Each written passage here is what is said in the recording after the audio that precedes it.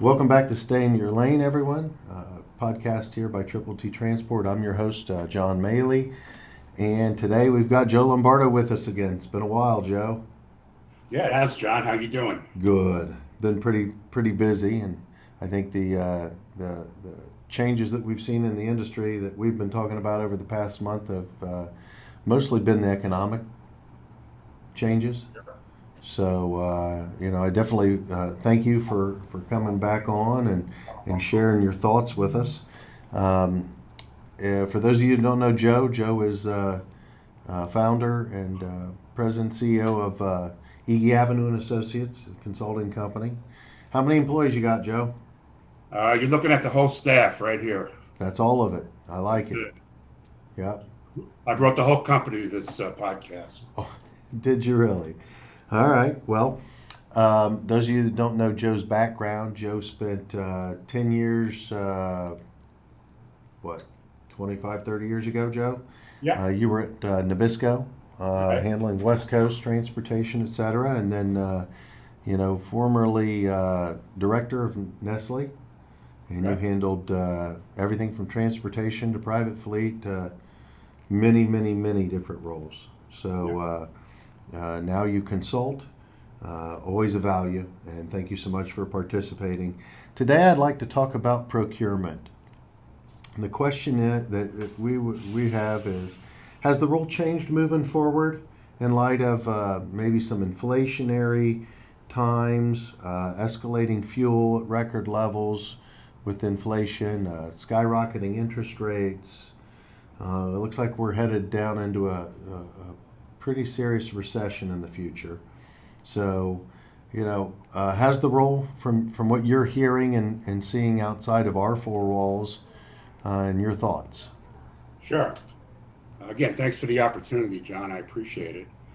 I'm going to start with a quote, and this is from Christian Martin. He's a director of procurement at the London School of Economics. And he's talking about procurement savings. Savings are useful a metric as how quickly you answer the phone. So he's not a big believer in savings as an isolated metric, and that's what I think. That's what he's referring to. A lot of the procurement industry, procurement professionals, they have always been measured on cost savings, and is that cost savings versus last year, versus budget, versus historical? Again, what? And there's always a debate on what are you actually measuring it against. So his theory is that, yeah, metrics is okay. You need a cost metric, absolutely, and you need it to make sure that your suppliers are working with you. Are they driving out cost? Are they being efficient? So you need to get the right metric and cost, whatever that is. But he's saying that needs to be expanded, because procurement is more than just a low cost. If you look at just low cost, you're going to sub-optimize some other part of the overall supplier value chain. So his point is that you need to be looking at, are you delivering it on time? Are you delivering it complete? Do you have sustainability goals? Do you have any of these ESG goals? I mean, there's a lot more involved than just cutting price or getting under a cost number, a budget, whatever you want to call it. So I think some of the articles I've read, people are looking more at the totality of the total cost of TCO, total delivered cost, not just the cost of transportation, not just looking at a single cost metric. So I think that's a change that I think is going on. And with inflation that has been battering the industry, it's probably a good time to do it, because I don't know how many people on the procurement side can show any savings, when costs are rising in some categories by double digits. I think right now, Joe, I think that brings up a great perspective. To your point right now, from a cost savings, you may be saving money in line haul, but you're giving it back up in fuel. Exactly. Fuel is something that, it can't be, you're not be able, you can't control fuel. Now, let me step back. Depending on the company, the size of the company, you can get into the futures market and try to hedge home heating oil, which is equivalent to diesel. And again, when I was at Nestle, I mean, we had a procurement group that hedged home heating oil. Again, trying to offset some of the fuel surcharge increases that we saw. Now, there's risk there. I mean, it's not for the faint of heart. Maybe it's not for smaller companies that don't have that kind of expertise. Large companies, again, like a Nestle, like a Unilever, like a Kraft Heinz, one of the tools that they have is hedging the price of commodities. And those commodities could be grain, coffee, cocoa, a large variety of oils, soybeans.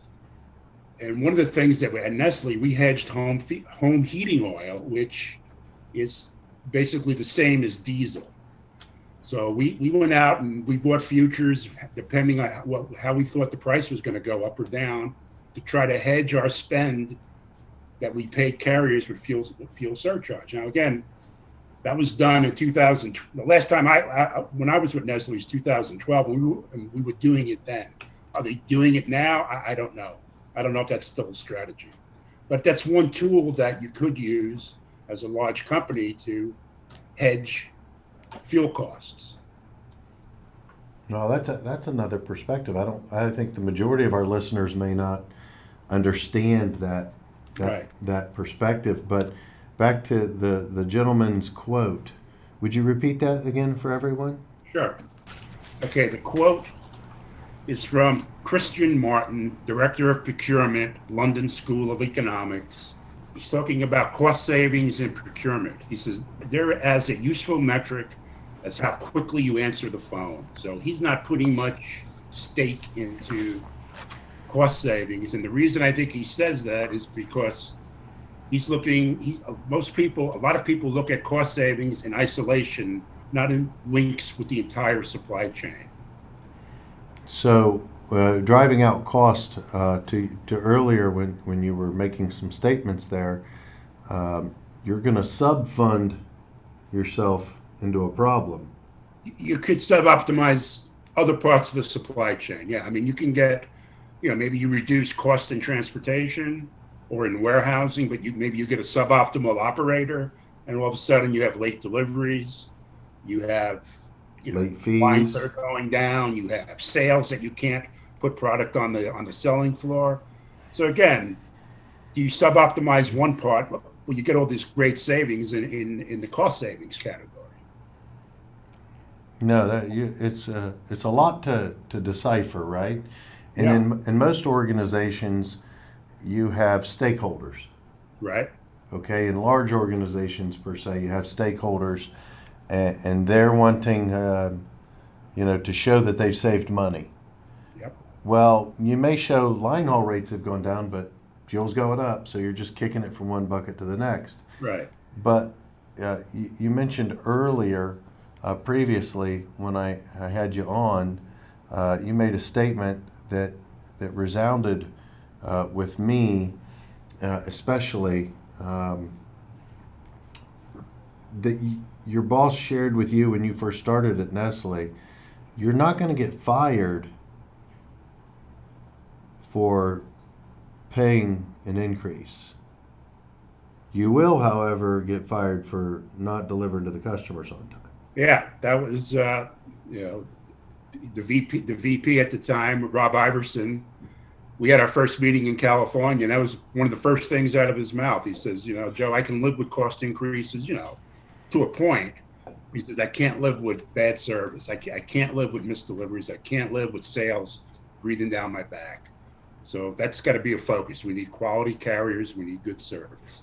That was his focus. Now, other VPs that I've worked for through the years had a different focus. So, but I always remember that. Well, I think it shows some wisdom. Yeah, I agree. It starts at the top. I think if you look hard enough, there's ways to drive out cost. Exactly. But at the end of the day, you're going to drive. You can drive costs down to an unsustainable level where, then it ends up not saving money across the board. It costs money. Yeah. No, So someone at every organization has to balance that, right? And set the yeah. parameters for how that scale is going to work out between maybe transportation, sales, accounting, budgeting, forecasting. You can go out and do some creative things that are outside the network that really don't have anything to do with it, like purchasing futures on the home heating fuel oils and those types of things to offset maybe your spend. But I don't know how many companies are looking to do that from an offset Yeah. perspective. I think Again, that would be bigger there's companies. expertise needed in that. I mean, you need to know the markets. It's not for the faint of heart when you deal in the futures market. But it's a tool that's out there, and even for a mid-sized, smaller carrier, if they've got a financial advisor, financial person, they may be equipped to do some hedging. Again, I wouldn't recommend you got to know what you're getting into. You could lose a lot of money too if you guess the wrong way on the market. Well, I think that happened to Flying J truck stops. Oh, really? Yeah. Do you remember when now they're all pilot owned and Okay. operated? I think the fuel fluctuation, they were buying their diesel on futures specs. Yeah. And then and did really well at it for a while, and maybe didn't see it coming. Yeah. And now they're all pilot owned. Yeah. So One company that was pretty successful in doing it was in the airline industry. Southwest Airlines was very successful in hedging jet fuel, and a lot of years they made quite a bit of money, which you really shouldn't be making a lot of money because then you get into speculation versus hedging. But they were very successful when they did it. Now I'm sure the market turned on them too, and they probably took a beat down one quarter, but. Again, I don't know if they still do it. I don't know if the airlines do it. They used to do it. I'm not sure if they still do it. That's an interesting way to try and fund and offset some cost. I like the thought process. At least you're not just sitting there to be a victim. Exactly. But in the same regard, I think you have to have that wisdom too. Yeah, So just because you're good at one thing doesn't mean you're good at everything. absolutely. All Absolutely. right. So you it's safe to say that maybe the role of procurement is transitioning a great deal since. I think since COVID and now with this high inflation, I mean, people in the C-suite, if they've got any, if they're rational people that just don't look at beating down suppliers on cost, they should be looking at more than just the cost. It's the completeness of the delivery. It's the quality. It's all those things that, are key into successful procurement. Again, if you can't get it there and the line goes down, it doesn't matter how much money you saved on the cost. It's useless. No, I agree, and I think many people are going to see what either correct steps they've taken or incorrect steps they've taken, because I think there's inevitably it's not going to stay stagnant. It's going to move Yeah. back and forth. Yeah. And that's when we're going to see the sometimes you save money and it works out real well in the short term, but in the long term it costs a lot. Exactly. And I worry now that because the market, because capacity and demand are getting more in sync, that some of the stakeholders in companies are going to be beating up their transportation people to go back and get some of that money that they've been spending on rates and service. So again, short term you can do that, but long term, you're probably a lot of relationships.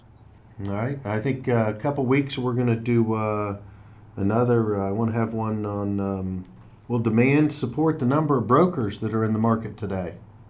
That's an interesting topic. I'd like to get into that because I have a problem just figuring out how many brokers there truly are in the U.S. Maybe you have a better feel for it than I do. I do, and Okay. I'd love to have your input on that one, Joe. Okay, great. All right. All right, I'll see you next time. Thank you, Joe. Take care.